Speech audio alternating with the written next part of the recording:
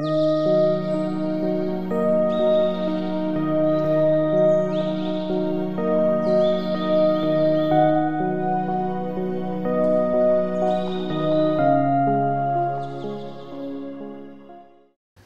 말씀 에베소 3장 14절에서 21절 말씀, 신약 성경 313페이지입니다. 교독합니다.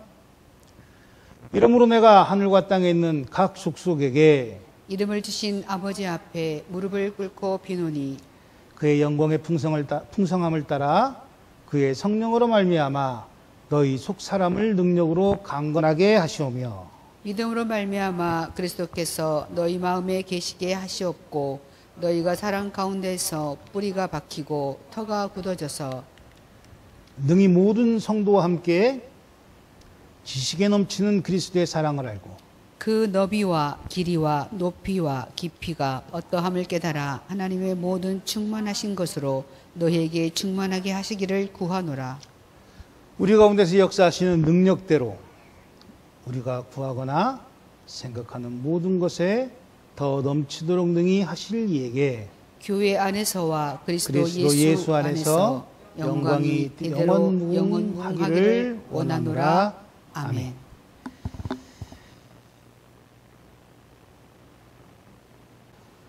12월 3일부터 아무튼 대한민국의 삶이 많이 바뀐 것 같습니다.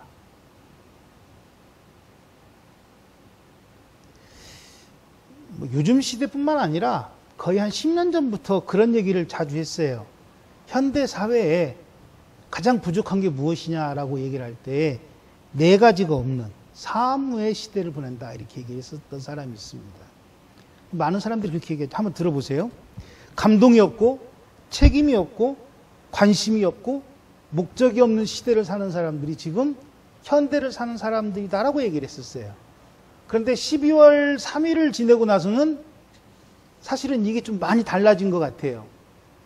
그냥 무감각하게 그냥 남들처럼 남이 사는 것처럼 사는 게 세상이라고 생각했던 사람들이 어느 순간인가 관심이 있어지고 조그만 일에도 감동을 받았고 그리고 책임에 대해서 심각하게 깊게 생각해 보기도 합니다.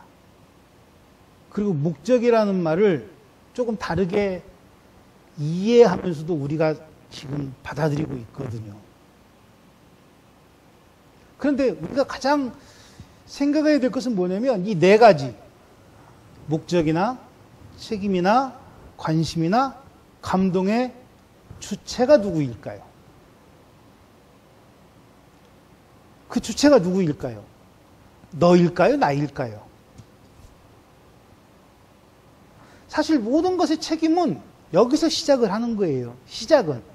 책임이라고 말씀드렸는데 모든 일의 시작은 여기서 시작을 하거든요. 네가 먼저냐 내가 먼저에 따라서 감동이 없는 시대를 살아갈 것이냐, 아까 말씀드린 네 가지의 없음의 시대를 살 것이냐, 아니면 네 가지가 아닌 다른 것까지도 다 느끼며 살 것이냐, 다 채워진 삶을 살 것이냐를 우리는 선택할 수 있다는 거죠. 2000년대 초에 제가 전에도 말씀드렸지만 한 회사에 광고에 그런 내용이 있었어요. 하얀 눈밭에 빨간 털옷인가? 옷을 입고 장갑을 낀 여배우가 나와서 얘기합니다. 손을 모으며 여러분 불러요.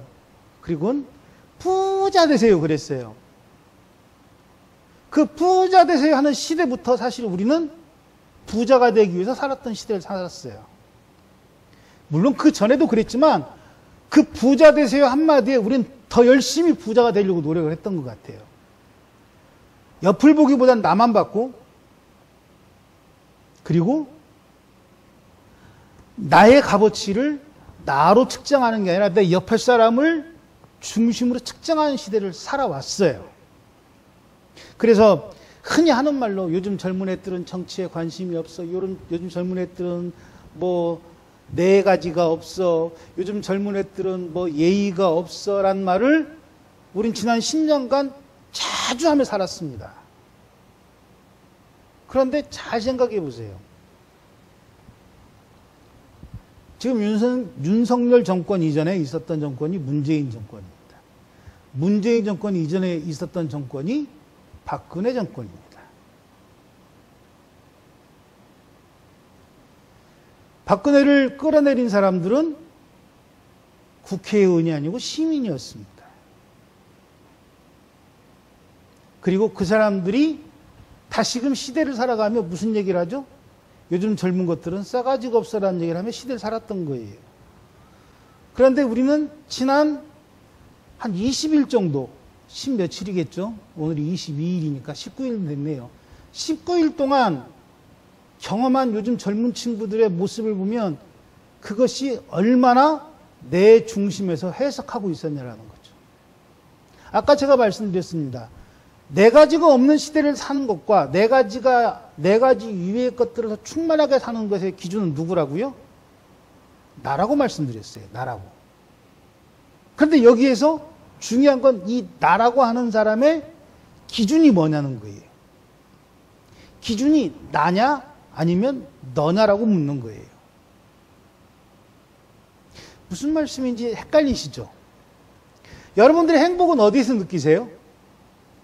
여러분들의 행복. 우리는 행복을 성적순이라고 생각을 해요. 무슨 말씀이에요? 예전에 제가 대학교 때인가 고등학교 때인가 그 행복은 성적순이 아니잖아요인가? 아니에요라는 그 영어가 있었어요.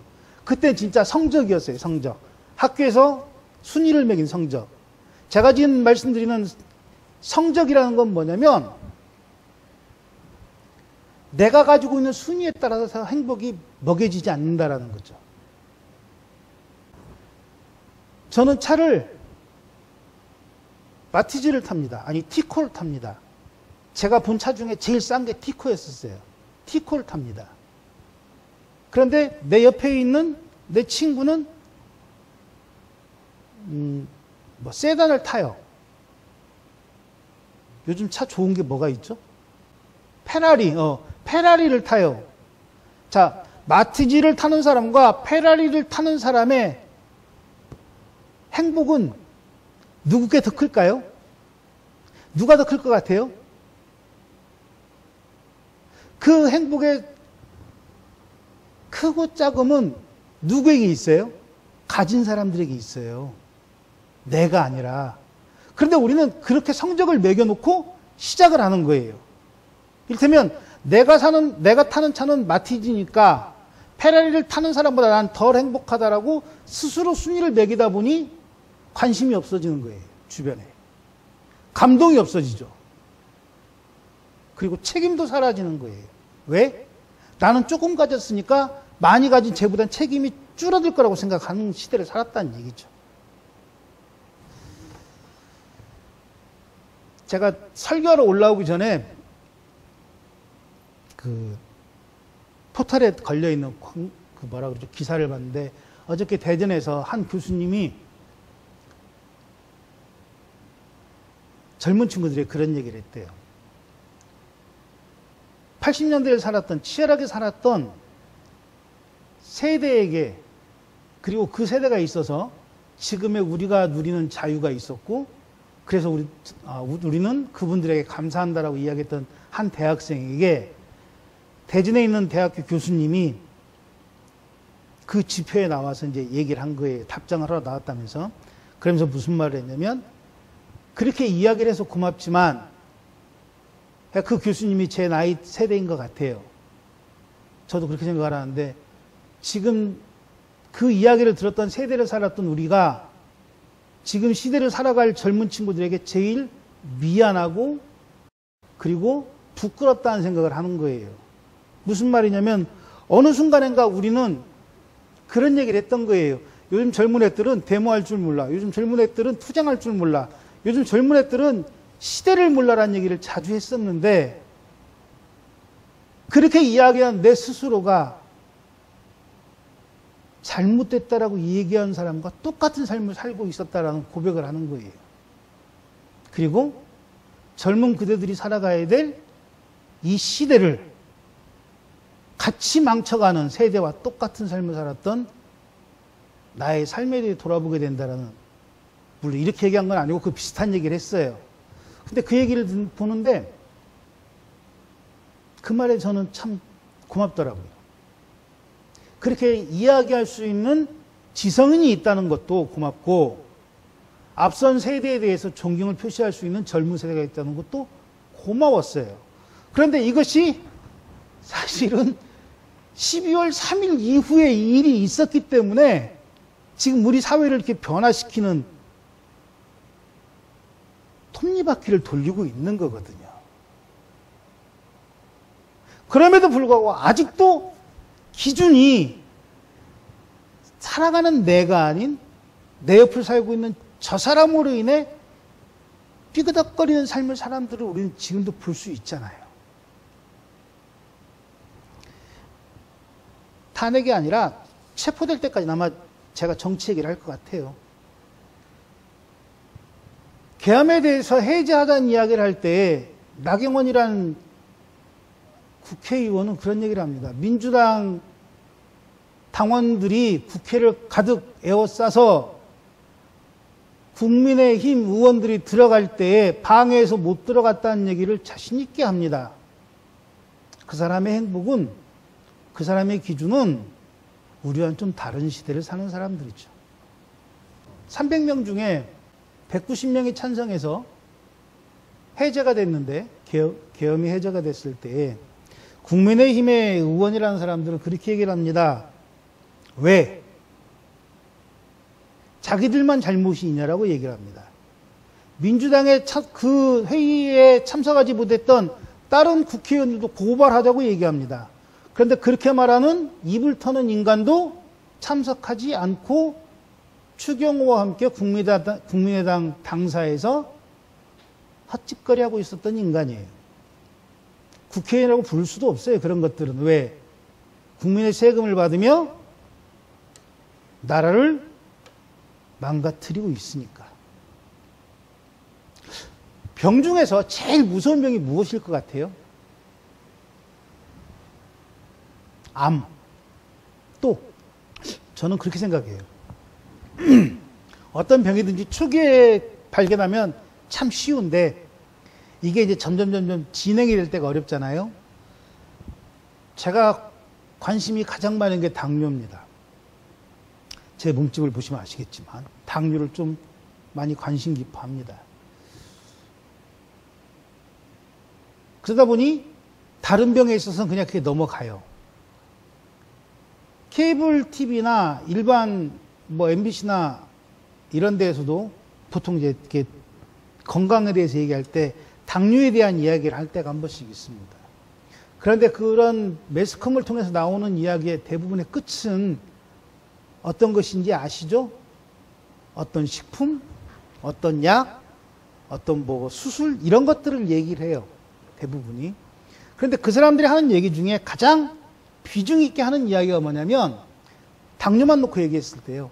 당뇨란 병의 가장 비중이 큰 병이 뭐냐면 합병증이라고 얘기를 해요.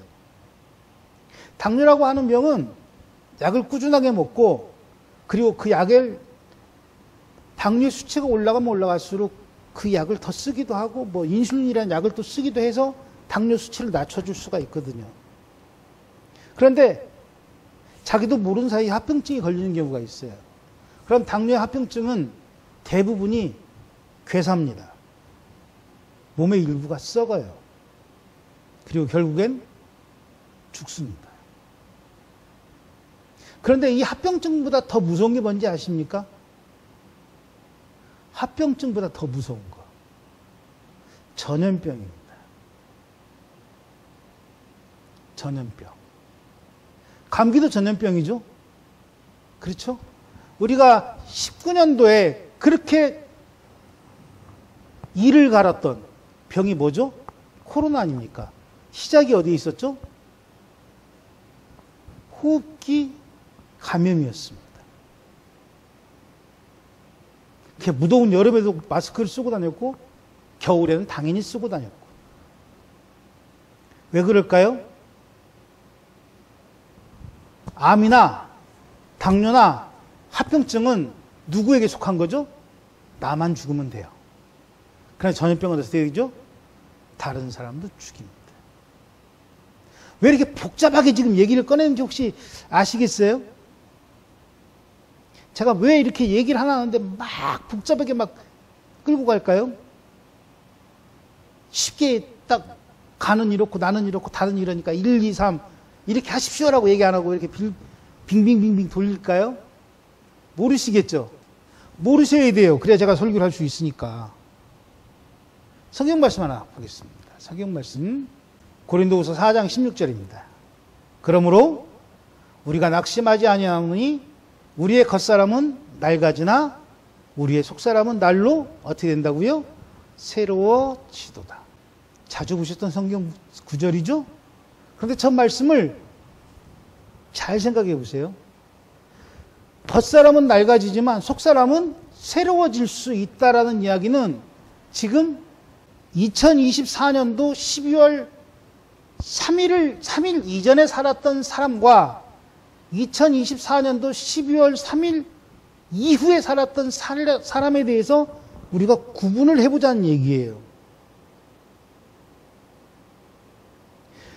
가장 많은 이야기, 가장 많이 들었던 이야기 중에 하나는 세대 차이입니다. 세대 차이. 그래서 뭐 그 세대 차이를 얘기하면서 금쪽이도 나오고 뭣도 나오고 막 그랬잖아요. 파생된 용어들이. 그런데 세대 차이가 아니라 사실은 무엇이었냐면 서로 보는 관점이 다른 거였기 때문에 똑같은 시스템에 똑같이 돌아감에도 불구하고 우리는 그것이 틀리다라고 생각했던 거예요. 마치 나는 어른이고 너는 아이이니 나의 이야기, 나의 경험, 그리고 나의 그동안 살아왔던 삶의 시간들에 너의 삶을 적용시키라고 말했던 것처럼.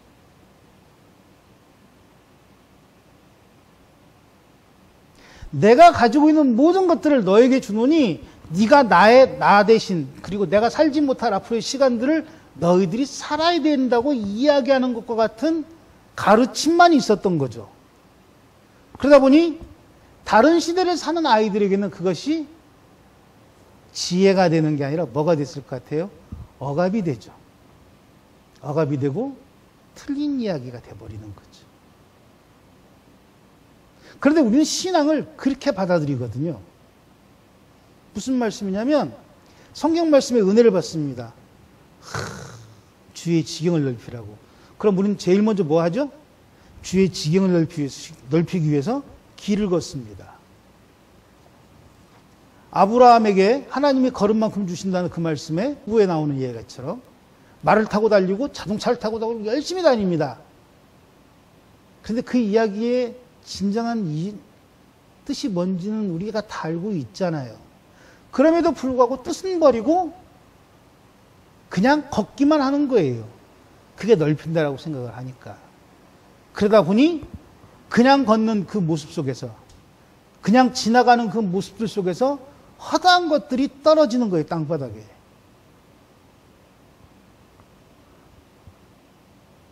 그것은 내가 가지고 있는 병이 나 하나만으로 끝나는 게 아니라 그 흩어져 버린, 떨어뜨리고 다니는 그 균에 의해서 사회를, 교회를, 가정을, 주변을 지금 병들이고 있을지도 모른다라는 거예요. 무엇과 같이? CF와 같이, 광고와 같이. 이렇게 하면 성공할 수 있어라고 하는 표본의 모습이 마치 멘토의 모습인 양 우리는 그렇게 사회적인 방향을 틀어왔잖아요, 지금까지. 그러다 보니 오직 성공, 오직 출세, 오직 권력만이 이 세상의 신앙의 끝인 것처럼 달려왔잖아요. 그런데 그것이 지금 하나님이 이야기하시는 것과는 다르다라는 거죠. 고린도후서에서 저 말씀은 그렇게 얘기합니다. 너의 겉사람은 어떻게 된다고요? 낡아지니. 늙어간다는 얘기가 아니에요. 다시 한번 보실까요? 너의 겉사람이 낡아진다는 것은 늙어간다는 거나 나이 먹었다는 얘기가 아니에요. 그런데 우리는 그걸 마치 늙고 병드는 것으로 착각하잖아요. 그럼 늙고 병들 때 우리의 속사람은 새로워집니까? 전혀 안 맞는 얘기잖아요. 그런데 그럴싸한 이야기로 그렇게 포장을 하잖아요. 성공하지 못한 사람은 아직 낡은 사람인 거예요. 속사람이 새로워지지 않은 사람인 거예요. 부자가 되지 않은 사람은 아직 낡은 사람인 거예요. 새로워지지 못한 거예요. 그런데 지금 고린도에서는 그 얘기를 하는 게 아니잖아요. 그 위에 절을 보십시오. 뭐라고요? 낙심하지 않는 우리의 이유는 내 겉사람에게 있는 게 아니라 새로워지는 속사람에게 있다라고 말씀하고 있잖아요. 그런데 우리는 이 부분에서 겉사람과 낡아지는 것, 그리고 속사람과 새로워지는 것을 이게 교차 반복을 시켜요. 교묘하게. 어느 순간인가. 그래서 겉사람이 새로워지고 속사람이 낡아지는 것처럼, 그리고 마치 그것이 신앙의 처음과 마지막인 것처럼 가리킬 때가 있잖아요. 아니, 가리키는 게 아니라 내가 수용할 때가 있잖아요. 그러면서 끊임없이 우리는 겉사람과 속사람에서 고민합니다. 옆에 있는 저 집사는 겉사람이 낡은 사람일까? 새로워진 사람일까? 지금 저 장로님은 겉사람이 낡은 사람일까? 새로운 사람일까? 매사에 모든 것에 있어서 내가 기준이 아닌 저 사람이 기준이 돼서 나를 같이 평가할 때가 있잖아요. 성경은 우리에게 얘기합니다. 성경은요, 기준을 누구에게 두는지 아십니까? 사람에게 둡니다. 그런데 사람에게 두실 때 그 기준이 누군지 아세요? 그 기준이 나예요. 베드로에게 말씀하실 때는 그 기준이 베드로에게 있었고요. 아브라함에게 얘기할 때는 아브라함에게 있었어요. 아브라함에게 있었을 때는 아브라함에게 있었던 거예요. 그런데 우리는 저 고린도서의 말씀을 뒤집어 놓고는 어떻게 가리킵니까? 아브라함이 가지고 있는 것들이 아브라함의 기준이라고 얘기합니다. 그래 놓으니 헷갈리기 시작하는 거예요.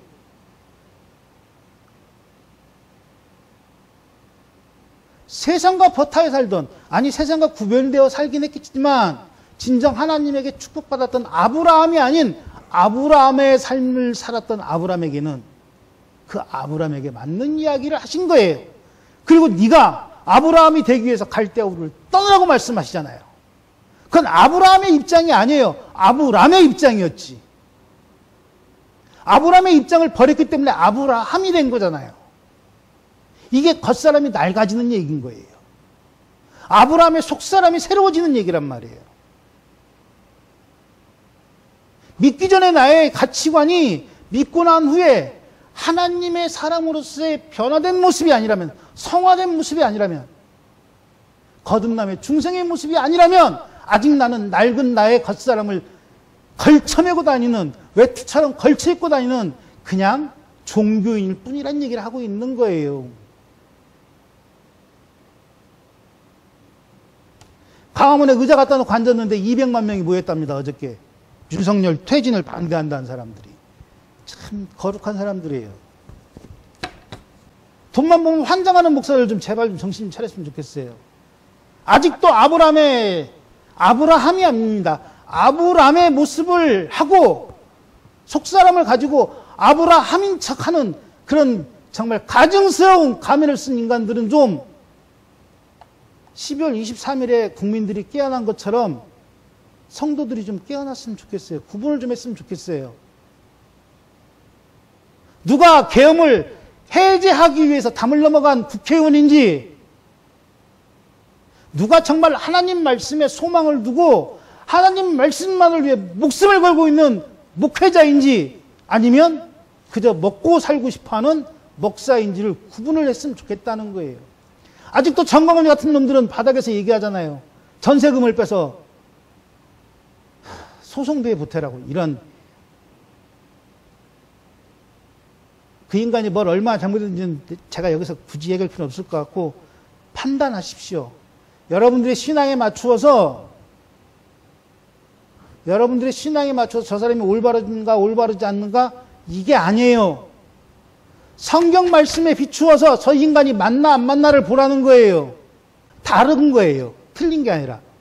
나와 다를 수 있다니까요. 나는 짜장면 먹는 게 정말 맛있는 사람인데 이 사람은 짜장면이 싫고 짬뽕이 좋아할 수 있잖아요. 이건 틀린 게 아니잖아요. 다른 거잖아요. 그래서 성경을 이렇게 보기도 하고 저렇게 보기도 하니까 그따위로 말할 수는 있어요.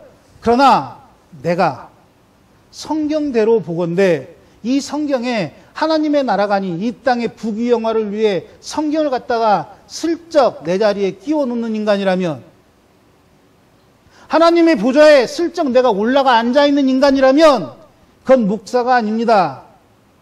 사기꾼이지. 그 기준이 뭐라고요? 성경이란 말이에요. 하나님이 나를 판단하실 때 기준이 나인 것처럼. 제발 내가 베드로가 될 거라고 착각하지 마시라니까요. 제발 내가 무슨 아브라함이 될 거라고 사기 좀 치지 마세요. 뭐 가문의 저주에 의해서 내가 뭐 내 삶이 그런 김건희 같은 말이 어디 있습니까? 성경은 그런 적이 한 번도 없다니까요. 가문에 흐르는 저주가 어디 있어요?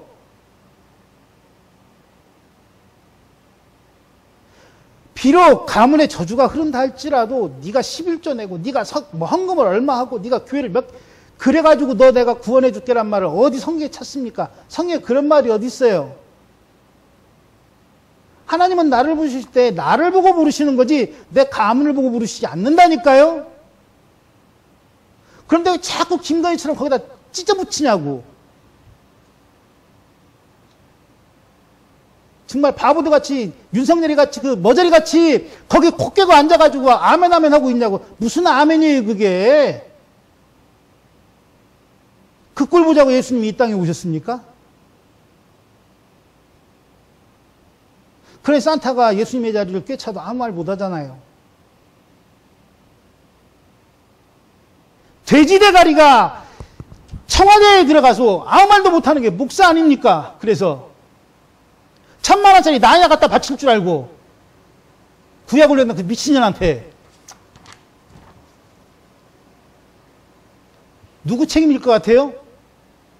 목사 책임일까요? 하나님 책임일까요?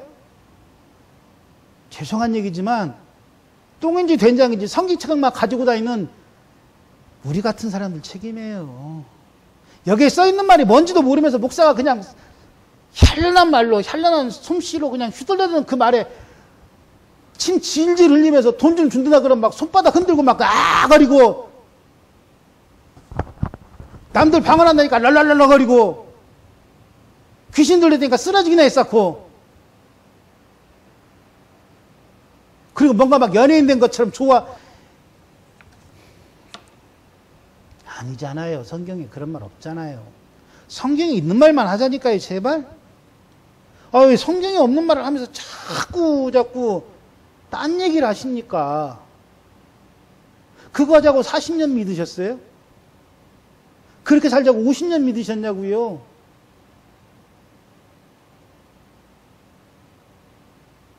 그 현란한 말씀씨에 사기당하려고 장로가 되고 권사가 됐냐고요? 아니잖아요. 나를 이 땅에 부르신 이유, 나를 하나님의 성도로서 나를 부르신 이유는 뭐예요? 내가 너로 인하여 기뻐하기를 원하시는 거예요. 기뻐하기를.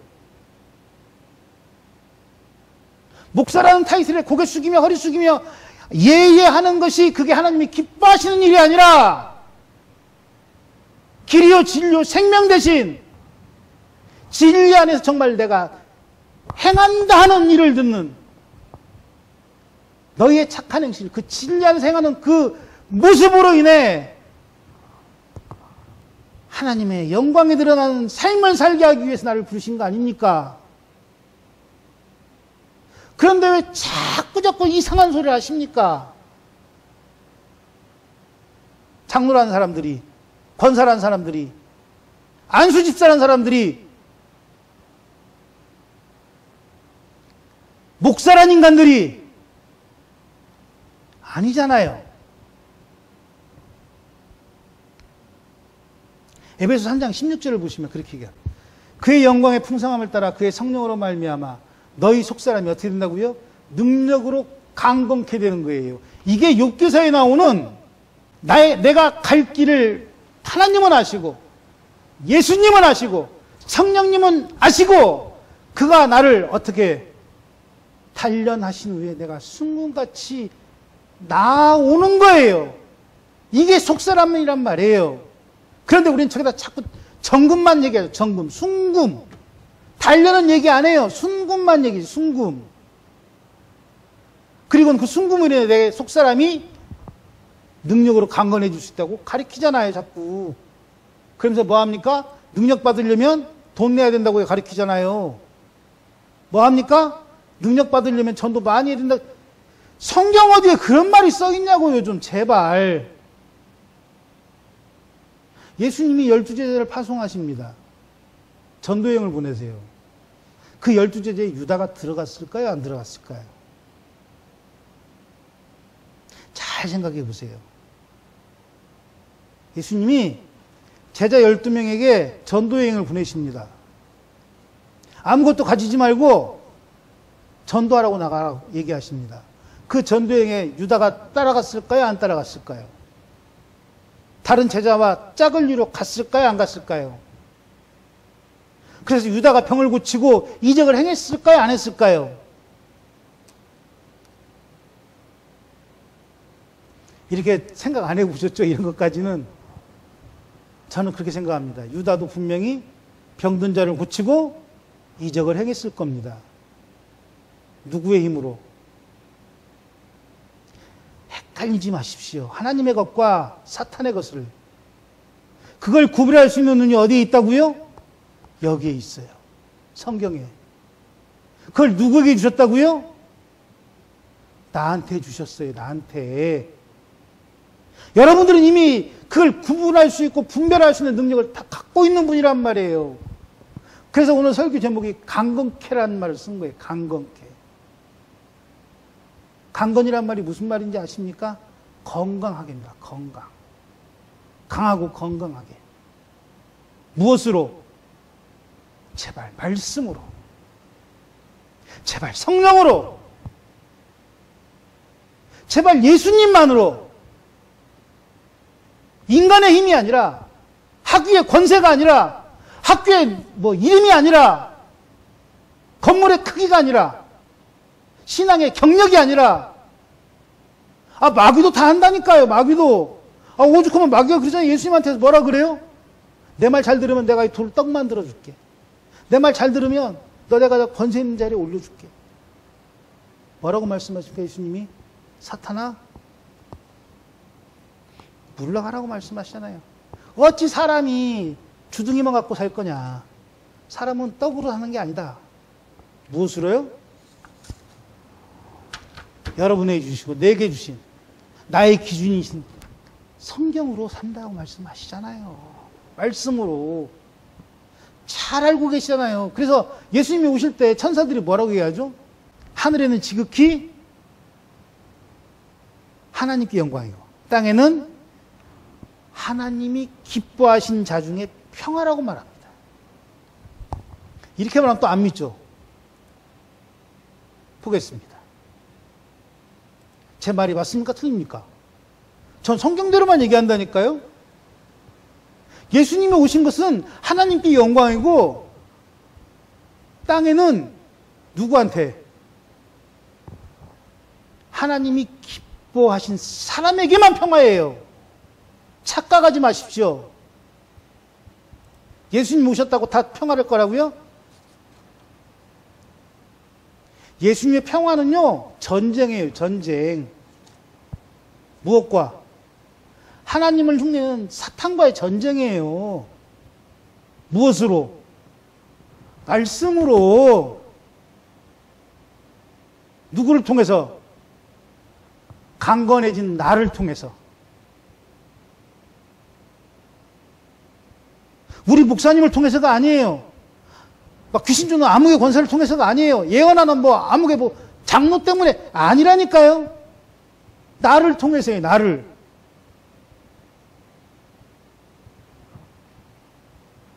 강건해진 속사람을 가지고 있는 나를 통해서. 그래서 이 땅에 예수님이 오신 거예요. 그래서 고린도후서에 사도 바울은 얘기하는 거예요. 너의 속사람은 낡아지지만 너의 겉사람은 낡아지지만 너는 강건해진다고 말하잖아요. 새로워진다고 말하잖아요. 여러분들 새로워지신 사람들입니까? 아니면 새로워지려고 계획하시는 분들입니까? 아니면 새로워질지 아닐지 아직도 확신이 없는 분들입니까? 누가 결정해야 된다고요? 내가 결정해야 돼요. 지금 말씀을 듣고 있는 여러분들은 이미 성령님이, 이미 예수님이 여러분들 옆에 계십니다. 여러분들 안에 계십니다. 이제 그 결단을 누가 해야 돼요? 갈대아 우를 떠날 아브라함이 될지, 아니면 아직도 아브라함만 꿈꾸며 갈대아 우르에 살고 있는 아브라함으로 살 것인지를 누가 결정합니까? 내가 결정해야 되잖아요. 내가. 클레멘 스톤이라는 사람이 그런 얘기를 했어요. 마음이 바뀌면 행동이 바뀌고, 행동이 바뀌면 습관이 바뀌고, 습관이 바뀌면 인격이 바뀌고, 인격이 바뀌면 운명이 바뀐다라고 얘기를 했어요. 이 학자는. 여러분들은 어떻게 생각하십니까? 이게 대해서. 저는 이 말은 동의를 참 많이 했었어요. 근데 그 말을 가운데 제일 동의가 안 되는 게 뭐냐면 마지막 부분이에요. 인격이 바뀌면 팔자가 바뀐다. 운명이 바뀐다. 건이가 좋아할 얘기입니다. 성렬이가 좋아할 얘기입니다. 왜? 이런 식으로 그럴듯하게 살아 대통령이 됐잖아요. 그리고 하는 짓이 동네 양아치보다도 못한 짓들을 하고 있잖아요. 그러니까 사회학자들이 하는 이야기, 철학자들이 하는 이야기, 뭐 유명한 무슨 교수가 하는 이야기가 내 삶의 뭐 멘토가 되겠다는, 그분이 나의 멘토랄 거란 착각하지 말라는 얘기예요, 제발. 그 말에 휘둘려서 살았던 시간들이 나의 시간을, 나의 삶을, 나의 속사람을 낡아지게 만드는 게 아니라 점점점 새롭게 만들 때가 많으니까. 지금 이 따위 말을 듣고는 가문에 무슨 뭐 저주가 흐르냈더니 그딴 말이 나오는 거 아니에요. 기억하십시오. 여러분들은 이미 낡은 겉사람을 버리고 새로워지는 속사람을 선택하신 분들이에요. 그러면 낡아져가는 겉사람으로 사는 게 아니라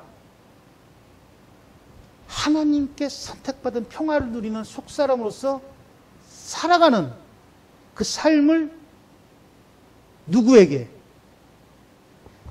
하나님께 보이는 게 아니라 사람들에게 보이는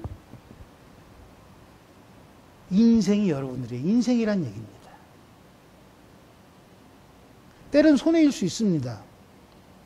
때로는 되게 약오를 때도 있어요. 막 어떤 때는 막 정말 막 화가 여기까지 올라올 때도 있어요. 그럼 그때 생각하십시오. 하늘에는 하나님께 영광이요, 땅에는 하나님께 속한 나한테 평화구나. 그 평화는 욥이 이야기했던 것처럼 나를 연단하신 후에 정금 같아진 나일 때에만 누리는 거예요. 그래서 제가 말씀드리는 겁니다. 전쟁이라고. 그 전쟁이 바로 연단이에요. 전쟁하라니까 무슨 뭐 막 칼 들고 창 들고 나가가지고 뭐 저기 절에 다니는 사람들한테 막 이상한 짓 하지 말고 불 지르지 말고 그런 전쟁이 아니라 세상과 싸우고 지고 이기고 지고 이기고 지고 이기고의 연단을 통해서 나는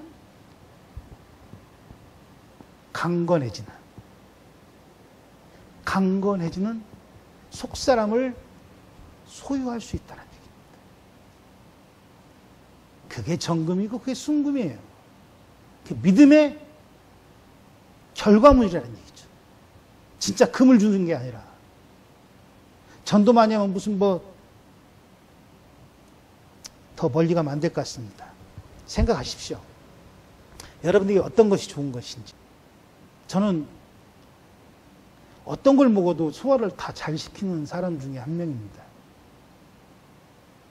그런데 제가 아는 어떤 친구들은 조금만 자극적인 걸 먹어도 굉장히 불편한 사람들이 있어요. 그러니까 목사가 되기 위해서 아마 하나님께서 저를 만드실 때 저의 내장 구조를 그렇게 만드신가 됩니다. 속 사람을, 속에 있는 기관들을 순교적인 자세로 먹을 때가 많으니까. 그런데 음식 때문에 그가 탈이 나는 게 아니잖아요, 사실은. 그렇죠? 똑같은 짜장면을 먹고도, 똑같은 짬뽕을 먹고도 어떤 사람은 속이 더부룩해서 힘든 사람이 있는가 하면 어떤 사람은 맛있게 먹는 사람이 있잖아요. 그게 짬뽕의 문제일까요? 사람의 문제일까요?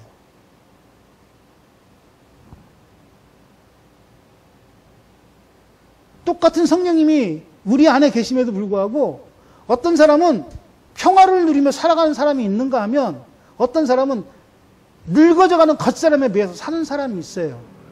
누구의 잘못일까요? 똑같은 연단을 당함에 있어서도 어떤 사람은 그 연단을 통해 정금같이 나오는 사람이 있는가 하면 어떤 사람은 그 연단에 의해 교회를 저버린 사람이 있어요. 뭐가 문제일까요? 그래서 강건하라고 얘기하는 겁니다. 제발 예수 안에서 강건하라고. 제발 말씀 안에서 강건하라고. 제발 신앙 안에서, 종교가 아니에요. 신앙 안에서 강건해지라고 말하는 거예요. 강건해지기 위해서 우리의 귀가 열려야 됩니다. 강건해지기 위해서는 우리 눈이 열려야 돼요. 강건해지기 위해서는 우리의 입술이 열려야 돼요. 제가 정말 하고 싶은 말은 잔뜩 써놨는데 제가 하지 못하는 이유가 뭔지 아십니까? 오늘 아침에도 설교와 정반대되는 얘기를, 행동을 한 적이 있어서 제가 그 얘기는 참아 못하고 있어요. 깊이 생각하십시오.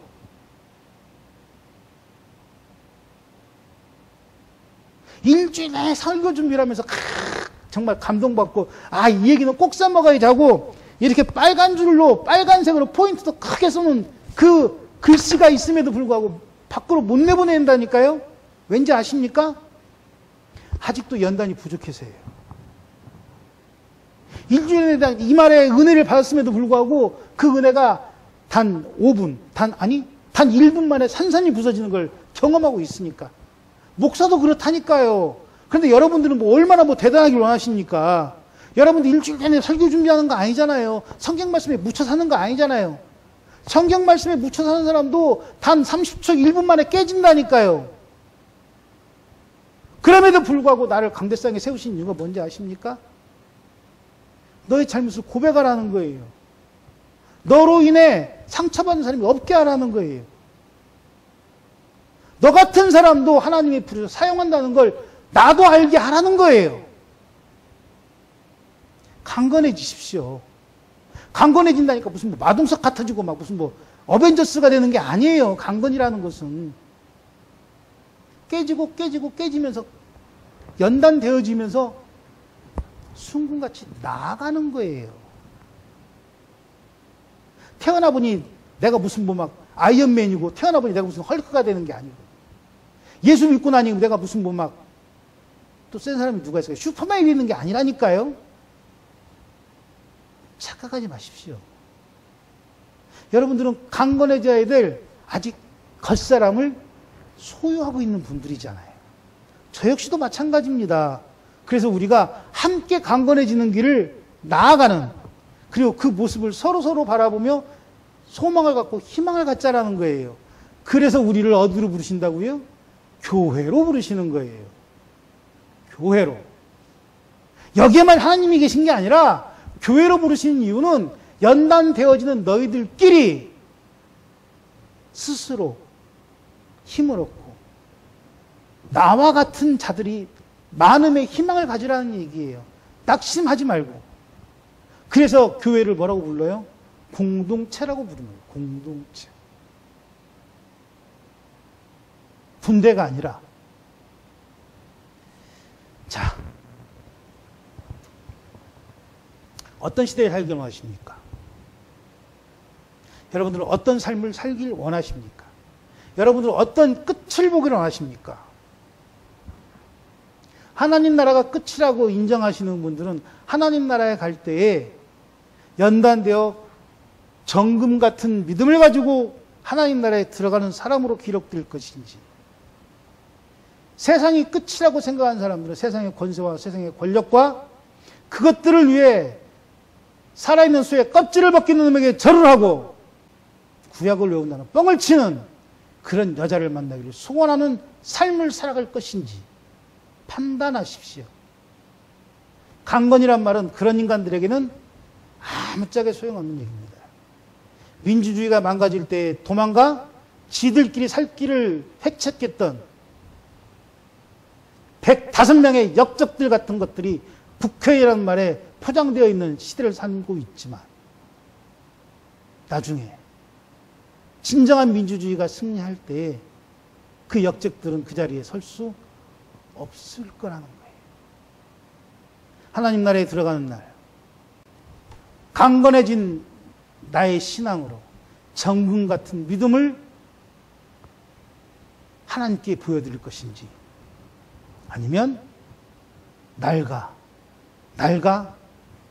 추레해진 겉사람으로 하나님 앞에 설 것인지 이제 남은 8일 동안 기억하시고 결정하십시오. 그리고 그 결정이 8일을 가지 못하더라도 다시 결정하십시오. 그 결정에 하루도 못 가더라도 단 1시간이라도 결정하십시오. 그러다 보면 그 연단으로 인해 여러분들은 순금 같은 믿음을 소유하는 강건한 성도로서 하나님 앞에 기록될 것입니다. 기도하겠습니다.